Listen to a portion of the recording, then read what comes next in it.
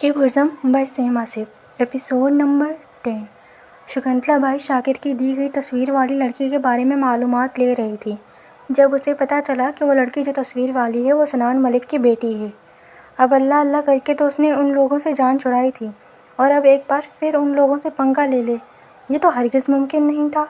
Shakuntala by अभी ये सब कुछ सोच ही रही थी जब उसके मोबाइल पर कॉल आने लगी तो उसने बिना देखे फ़ोन उठाते कान से लगाया।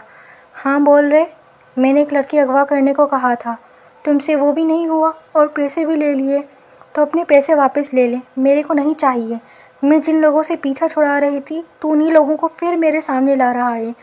शकुंतला बाई की बात सुनते शाकिर गुस्से से बोला तो शकुंतला ने भी गुस्से से जवाब दिया, जिस पर शाकिर ने अपने फ़ोन को घूरा जबकि शकुंतला ने गुस्से से फ़ोन काट दिया।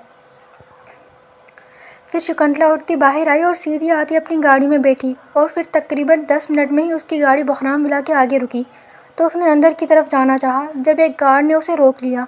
तुम यूं ही अंदर नहीं जा सकती, अपने साहब को बोल, शकुंतला बाई आई है उससे मिलने। गार्ड की बात सुनते शकुंतला गुस्से से बोली तो गार्ड फ़ौरन अंदर की जानब बढ़ा और फिर 2-3 मिनट बाद बाहर आता शकुंतला को अपने साथ अंदर ले गया। बहराम सबके साथ लाउंज में बैठा बातों में मसरूफ़ था जब एक गार्ड आता बहराम के कान के करीब झुका। सर, आपसे मिलने कोई शकुंतला बाई आई है।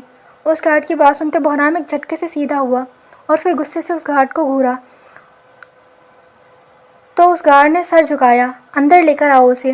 बहराम की बात सुनते वो गार्ड फ़ौरन से बाहर निकला तो सबने परेशानी से बहराम को देखा। तभी मरजान ने बहराम को घुटने से पकड़कर हिलाया। भाई कौन आया है बाहर? शकुंतला बाई आई है। मरजान के सवाल पर बहराम फ़ौरन बोला तो सब लोग परेशान हुए। तभी शकुंतला बाई बहराम के गार्ड के साथ अंदर आई तो सब मर्द हजरात ने उसे परेशानी से देखा जबकि अदा ने उसे घूरा। वो अंदर आती बहराम के सामने वाले सोफ़े पर बैठी और फिर उसने अपने छोटे पर्स से आयज़ा की तस्वीर निकालते बहराम के सामने पड़ी टेबल पर रखी तो आयज़ा की तस्वीर देखते बहराम ने उसे शोलाबार निगाहों से घूरा जिसे वो मुकम्मल तौर पर नज़रअंदाज कर गई। मुझे 13,000 दिए गए हैं इस लड़की को उठाने के लिए, मगर मैं एक बार फिर तुम लोगों से पंगा नहीं लेना चाहती थी, इसलिए यहाँ आई हूँ। शकुंतला बाई की बात सुनते बहराम गहरा मुस्कुराया। फिर उसने तस्वीर उठाते सनान को देखा तो सनान ने भी उस तस्वीर को घूरा। किसने दी है ये तस्वीर? तुम्हें, शाकिर अलवी ने। बहराम के सवाल पर शकुंतला बाई फ़ौरन बोली तो सनान को गुस्सा आया, जिस पर सब ने सनान को ठंडा किया तो शकुंतला बाई आयज़ा की तस्वीर वहीं छोड़ती वहाँ से निकल गई जबकि पीछे सनान शाकिर अलवी को अलक़ाबात से नवाजता रह गया। अभी वो सो रही थी जब उसके मोबाइल पर किसी का फ़ोन आया। मुसलसल होती बेल की वजह से उसने नींद से भरी धुंधलाई आंखों से फ़ोन उठाते कान को लगाया। हेलो, कौन? कैसी हो लेडी बीस? मैं सो रही हूँ, अब मुझे डिस्टर्ब मत करना। वफ़ा की बात सुनते शारिक मुस्कुराते बोला तो वफ़ा फ़ौरन से जवाब देती कॉल काट गई, मगर फिर दोबारा होती बेल की वजह से उसने फिर से फ़ोन उठाया। क्या मसला है? सोने दो मुझे। मैंने तुम्हें एक लोकेशन भेजी है, 3 बजे वहाँ पहुँच जाना, आज से तुम्हारी ट्रेनिंग शुरू है, बाय। वफ़ा की बात सुनते शारिक फिर से बोला तो वफ़ा ने एक लफ्ज़ी जवाब देते कॉल काटा। कॉल को कटता देखकर शारिक ने अपने मोबाइल को घूरा कि तभी रिहान उसके पास आया। किसे घूरियों से नवाज रहे हो? वफ़ा ज़रखान खानज़ादा को।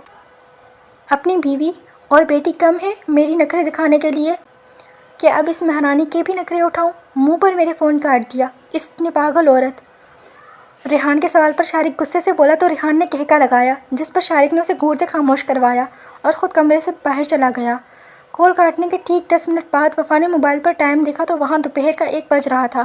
फिर वफ़ा उठती फ्रेश होती लाउंज में आई जहाँ आज पता नहीं किसके आने की तैयारियाँ चल रही थी। वफ़ा सीधी जाती टेबल पर बैठी और गिलास में पानी डालते पीने लगी। मम्मा भूख लगी है, नाश्ता दो। वफ़ा, ये तुम्हारे नाश्ते का टाइम है? वफ़ा की बात सुनते सफ़ा गुस्से से बोली तो वफ़ा ने मुस्कुराते हाँ में सर हिलाया। तभी बुर्ज़म टेबल पर आकर बैठा।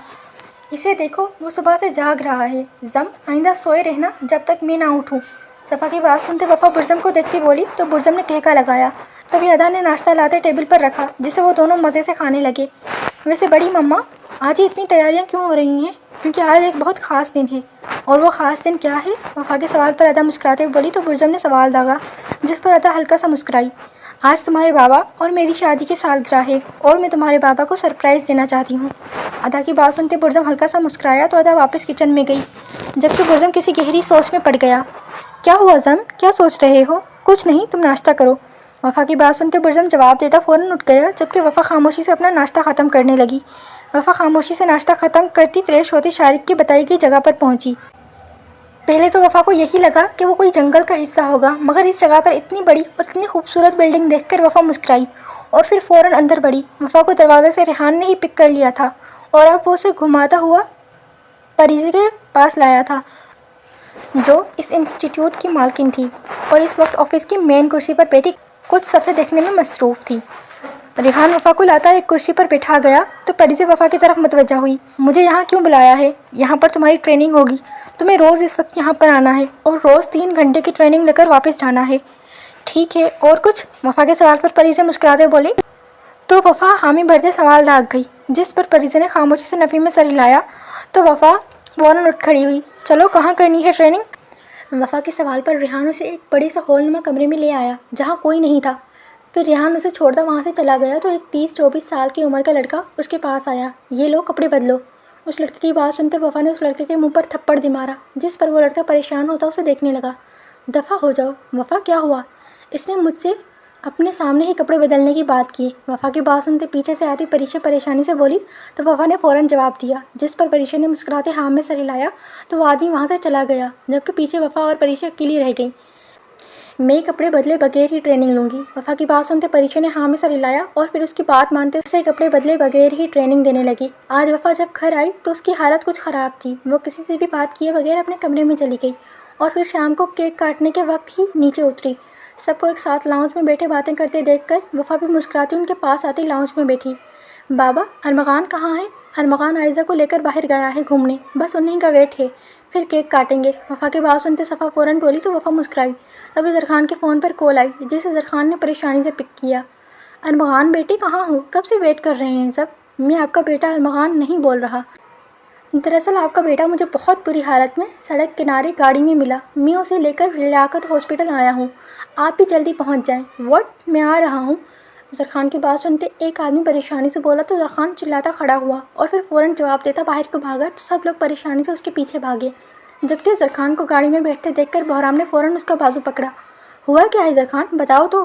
भाई, अरमगान किसी आदमी को बहुत बुरी हालत में गाड़ी में पड़ा मिला है, वो उसे लेकर लियाकत हॉस्पिटल गया है, हमें जल्दी बुलाया है। बहराम की बात सुनते ज़रख़ान परेशानी से बोला। फिर सब लोग फ़ौरन गाड़ी में बैठे और लियाकत हॉस्पिटल पहुँचे। उस आदमी से मिले। मेरी बहू भी थी मेरे बेटे के साथ, मगर गाड़ी में मुझे सिर्फ आपका बेटा मिला, उसके साथ लड़की कोई नहीं थी। ज़रख़ान की बात सुनते वो आदमी परेशानी से बोलता अरमगान का वॉलेट और मोबाइल उन्हें पकड़ाता चला गया, जबकि पीछे सब लोग परेशान हो गए। न जाने आयज़ा कहाँ गई थी। सनान ने इस वक्त नईम और उसके कुछ गार्ड्स शाकिर के घर भेजे थे, जबकि खुद वो अरमगान के होश में आने की दुआएं कर रहा था। तकरीबन 2.5 घंटों बाद अरमगान को होश आया तो सब लोग उसके पास पहुँचे। अरमगान, आयज़ा कहाँ है? बाबा, वो 5 लड़के थे और मैं अकेला, वो 5 ही नशे में धुत थे, उन्होंने मुझे बहुत मारा पीटा और फिर आयज़ा को अपने साथ ले गए। बाबा, मैं अपनी बेगम को नहीं बचा सका उनसे। ज़रख़ान के सवाल पर अरमगान रोता हुआ बोला तो सनान को अपना सांस रुकता महसूस हुआ, जबकि बाकी लोग भी सख्ते में आ गए। तभी वफ़ा के कमरे से बाहर निकली और उसने शारिक को कॉल मिलाई, जो पहली बेल पर ही रिसीव कर ली गई। मेरी कज़न आयज़ा नहीं मिल रही मुझे। तो जाकर उसके मम्मी पापा से पूछो। मुझे क्या पूछ रही हो? वो 5 लड़के थे नशे में धुत, जो मेरे भाई को मार पीट कर मेरी भाभी को अपने साथ ले गए हैं। वफ़ा की बात सुनते शारिक मज़े से बोला तो वफ़ा एकदम गुस्से से चिल्लाई, जिस पर शारिक भी कुछ परेशान हुआ।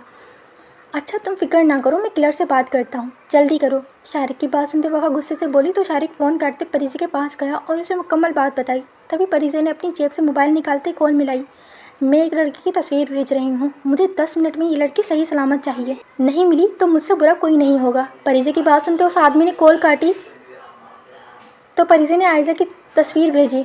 देखते ही देखते ये बात जंगल में आग की तरह फैल गई और फिर तकरीबन 10 मिनट बाद परिज़ी को एक कॉल आई तो परिज़ी फ़ौरन से पहले वहाँ पहुँची। लड़की कहाँ है? मैडम, वहाँ दरख्त के पीछे है, किसी को करीब नहीं आने दे रही, बहुत डरी हुई है। हम एक दफ़ा पास गए, फिर नहीं गए, यहीं खड़ी हिफाजत करते रहे हैं। और वो लड़के जिनका आपने कहा था वो गायब हैं। परिज़ी के सवाल पर वो आदमी फ़ौरन बोला तो परिज़ी ने हाँ में सर हिलाती दरख्त के पास गई और फिर दरख्त के पीछे देखा, जहाँ आयज़ा डरी सहमी सी बैठी रो रही थी। आयज़ा को देखते ही परिज़ी ने हाथ बढ़ाया। आयज़ा, कम ऑन, बाहर आओ। परिज़ी की बात सुनते आयज़ा ने सर उठाया और फिर फ़ौरन ही आयज़ा ने अपना हाथ परिज़ी के हाथ में रखा तो परिज़ी उसे खींचते अपने साथ लगा गई। आयज़ा, तुम ठीक हो ना? जी, मैंने अपने बाबा की और अपने शोहर की इज़्ज़त की हिफाजत जी जान से की है।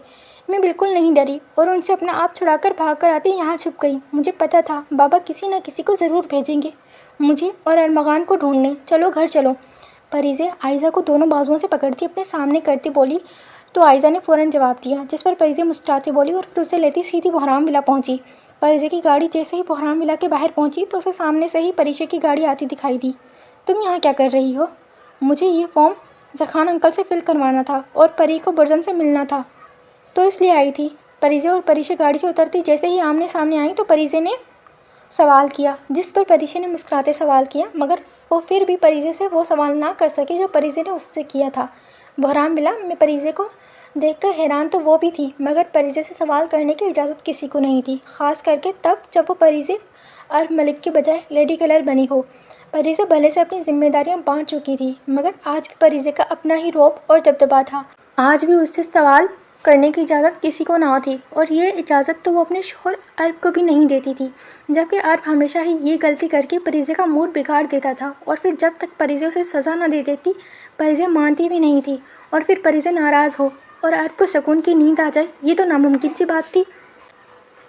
इसलिए वो हमेशा ही खामोशी से परीज़े की सज़ा मान लेता था और पूरी भी करता था, जबकि परीज़े तो बस हर गुज़रते दिन के साथ अरब की मोहब्बत को जनूनी बनता देखकर परेशान रहती थी, क्योंकि अरब और रेहान आज भी परीज़े पर लड़ते थे, और अब तो उन दोनों की टीम्स भी बन चुकी थी। जहां रेहान की टीम में सब बच्चे और शारिक भी शामिल हो गया था, वहीं अरब आज भी अपनी टीम में अकेला था, और अकेला ही उन सब पर भारी था, क्योंकि अरब परीज़े का शौहर था, और इस बात का फ़ायदा अरब भरपूर तरीके से उठाता था। परीज़े और परीशे एक साथ ही बहराम विला में दाखिल हुई तो आयज़ा भागकर अंदर लाउंज में आई, जहाँ सनान और ज़रखान अरमगान को सोफे पर सहारा देते बिठा रहे थे, जबकि बाकी सब लोग परेशानी से खड़े थे।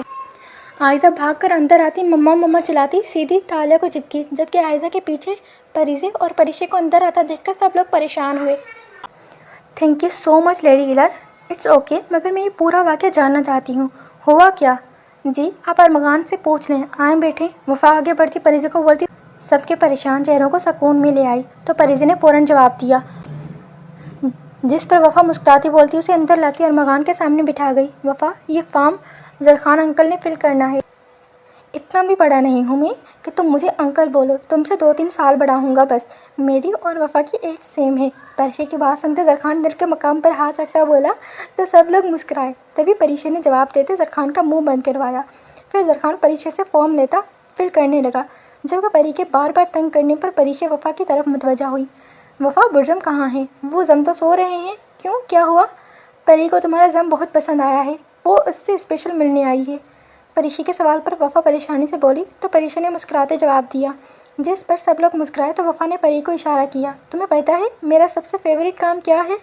क्या? ज़म की नींद ख़राब करना। चलो आओ आज दोनों मिलकर करते हैं। हाँ चलो। वफ़ा के सवाल पर परी ने भी सवाल किया, तो वफ़ा मुस्कुराते बोली, जिस पर परी खुशी से चिल्लाती बोली, और फिर वफ़ा के साथ सीधा बुर्ज़म के कमरे में आई। जैसे ही वफ़ा और परी दरवाज़ा खोलती अंदर बढ़ी तो उन्हें बुर्ज़म सामने ही बेड पर आड़ा तिरछा पड़ा सोता हुआ नज़र आया, जबकि उसका लैपटॉप पास ही खुला पड़ा था। शायद वो इस पर कुछ काम कर रहा था। वफ़ा ने लैपटॉप बंद करके साइड पर रखा और फिर परी को इशारा किया, तो दोनों ही उसके पास बेड पर बैठी, और फिर वफ़ा के इशारा करने पर दोनों ने ही एक साथ बुर्ज़म के दोनों कानों के पास झुकते चिल्लाना शुरू किया। तो बुर्ज़म हड़बड़ा कर उठा। अपने सामने वफ़ा और परी को हंसते देखकर बुर्ज़म ने अपनी नींद से भरी आंखें मस लीं, जबकि परी और वफ़ा अभी तक हंस रही थी। फिर परी फ़ौरन से आगे बढ़ती बुर्ज़म की गोद में चढ़ी, तो बुर्ज़म ने परी को पकड़ते मुस्कुराते प्यार किया, जिस पर वफ़ा ने मुँह बनाया, तो बुर्ज़म ने मुस्कुराते उसका गाल खींचा। फिर बुर्ज़म वफ़ा और परी के साथ नीचे लाउंज में आता बैठा, जबकि परी अभी भी उसके गोद में ही बैठी थी। उठा दिया इसने तुम्हें भी? जी दोनों ने उठा दिया। परीशे की बात सुनते बुर्ज़म मुस्कुराते बोला, तो परीशे भी मुस्कुराई। फिर परीशे और परीशे वफ़ा का फॉर्म फिल करवाती अरमगान से सारी बात सुनती कुछ देर बैठती परी को लेती चली गई। तो रुहेल और बुर्ज़म ने अरमगान को सहारा देते उसके कमरे में लिटाया। आयज़ा जब से आई थी ताले और सनान को चिपकी हुई थी। अरमगान को रूम में जाता देखकर आयज़ा खामोशी से उठती अरमगान के कमरे में आई। अरमगान को बेड पर बैठता देखकर आयज़ा खामोशी से पीछे ही खड़ी रही, जबकि रुहेल और बुर्ज़म अरमगान को बिठाते आयज़ा को देखते कमरे से चले गए। आयज़ा यहाँ आओ। आयज़ा को अपनी जगह से हिलता ना देखकर अरमगान मोहब्बत से चूर लहजे में बोला, तो आयज़ा जो सर झुकाए खड़ी थी फ़ौरन नफ़ी में सिर हिला गई। क्यों? सब मेरी वजह से हुआ है। आई एम सॉरी अरमगान, कुछ नहीं हुआ तुम्हारी वजह से, इधर आओ।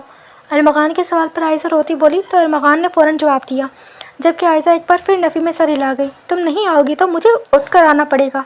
अरमगान की बात सुनते आयज़ा फ़ौरन से जाती अरमगान के पास खड़ी हुई, तो अरमगान ने आयज़ा का हाथ पकड़ते उसे अपने पास बिठाया, फिर उसका चेहरा थोड़ी से पकड़ते ऊंचा किया। क्यों रो रही हो? मेरी वजह से सब, तुम्हारी वजह से कुछ नहीं हुआ। अरमगान के सवाल पर आयज़ा भी बोली ही थी कि अरमगान उसकी बात काटते बोला, मेरी वजह से ही तो हुआ है। ना मैं आपसे ज़िद करती बाहर जाने की, ना हम बाहर जाते, ना ये सब होता। आयज़ा अपनी बात करती आगे को झुकती अरमगान के सीने से लगी तो अरमगान ने उसके गिर्द अपने हाथों का हार बांधा। वैसे रोते हुए और भी खूबसूरत लगती हो मान। अच्छा सॉरी मेरी जान। अरमगान मुस्कुराते बोला तो आयज़ा ने फ़ौरन उसका नाम लिया, जिस पर अरमगान परेशान हुआ, मगर फिर मुस्कुराता बोला तो आयज़ा भी मुस्कुराई। वैसे बेगम, आपने मेरा नाम गलत लिया है। नहीं, मैं आज से आपको यही कहूँगी। अरमगान बहुत बड़ा है, मुझसे बार बार नहीं बोला जाता। ठीक है, आपको जो अच्छा लगे आप बोल लें। अरमगान की बात सुनते आयज़ा फ़ौरन बोली तो अरमगान ने मुस्कुराते जवाब दिया और फिर झुककर उसकी छोटी सी नाक पर अपने प्यार की पहली निशानी दी, जो कि एक छोटा सा बोसा था।